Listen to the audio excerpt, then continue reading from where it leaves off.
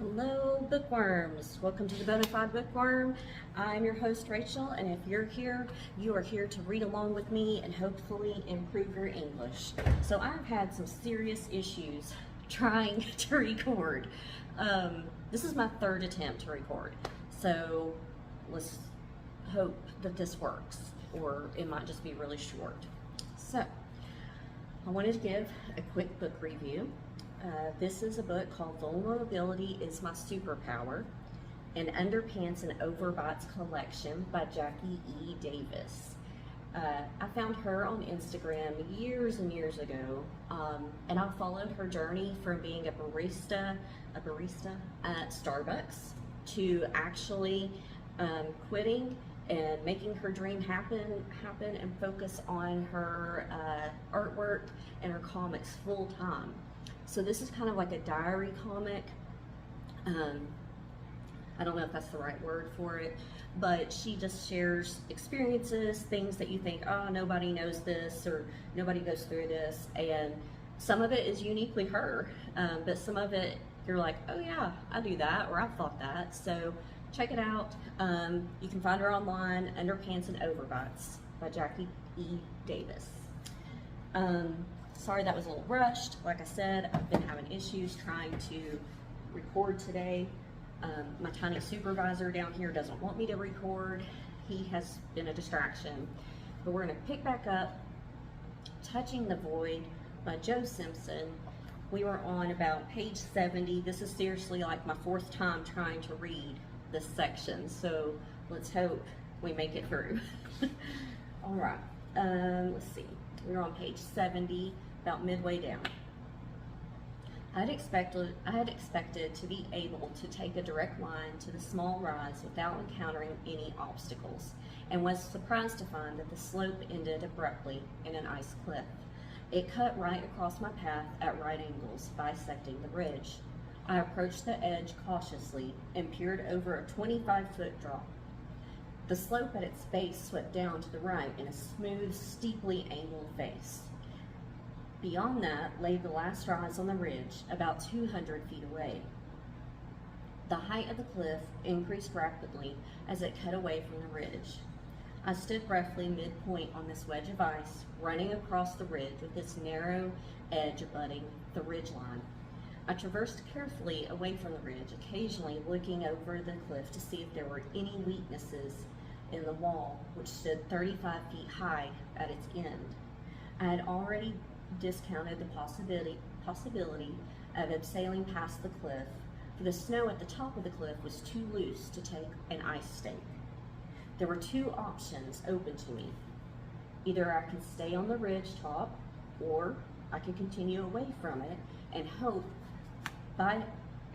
to bypass the steep section by a wide descending traverse. From where I stood at the end of the cliff, I could see that this would be very tiring and risky. We would have to detour in a wide arc down, across, and then back up again to bypass the cliff. The initial slope down looked very steep and very unstable. I had had enough of slip-sliding around this ridge, and the empty sweep thousands of feet into the eastern glacier bay below that slope nudged me into decision. If either of us fell, we would be on open slopes. We wouldn't stop. At least on that ridge, we had been able to kid ourselves that we could, with luck, jump either side of the apex in the event of a fall. I retraced my steps, intending to climb down the cliff at the easiest point.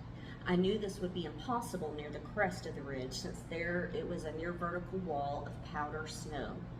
I needed to find a weakness in the cliff, a ramp line or a crevice running down the cliff to give me some purchase on the ice, which appeared solid to within a few yards of the edge of the ridge. At last, I saw what I was looking for, a very slight break in the angle of the ice wall. This part of the cliff was still steep, nearly vertical, but not quite. It was about 20 feet high at the break, and I felt sure that at this point, a few quick moves of reverse climbing would see me past the problem. Crouching down on my knees, I turned my back to the cliff edge and managed to get my axes to bite in deeply.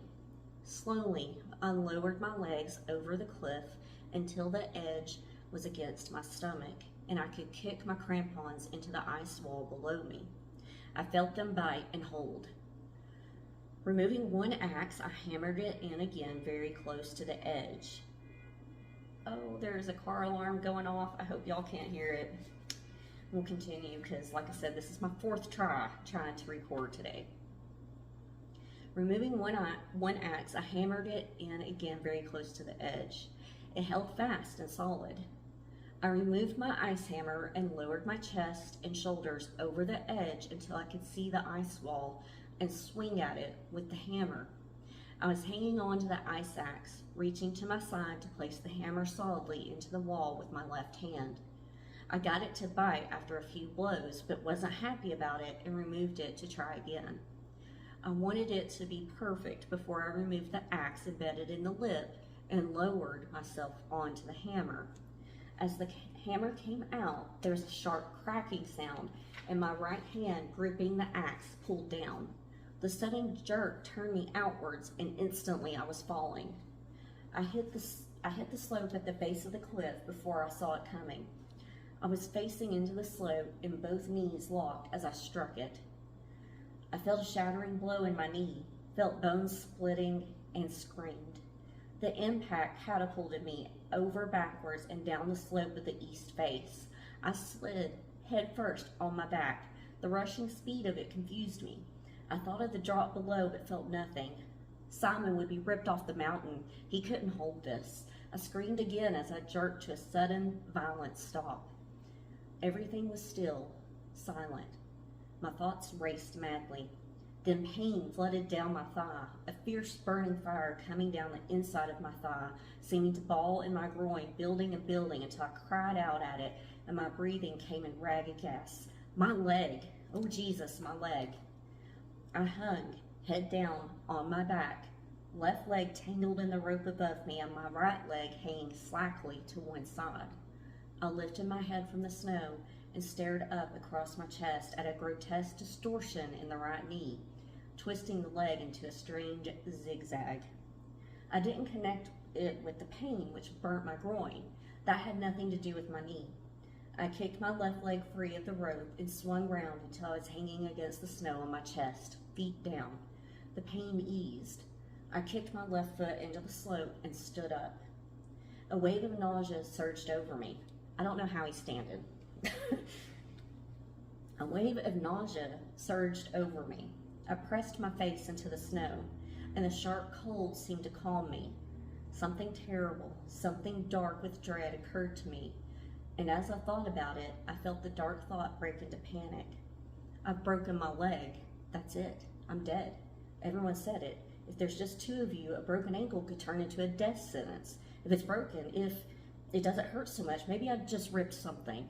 I kicked my right leg against the slope, feeling sure it wasn't broken. My knee exploded. Bone grated, and the fireball rushed from groin to knee. I screamed. I looked down at the knee and could see it was broken, yet I tried not to believe what I was seeing. It wasn't just broken, it was ruptured, twisted, crushed, and I could see the kink in the joint and knew what had happened. The impact had driven my lower leg up through the knee joint.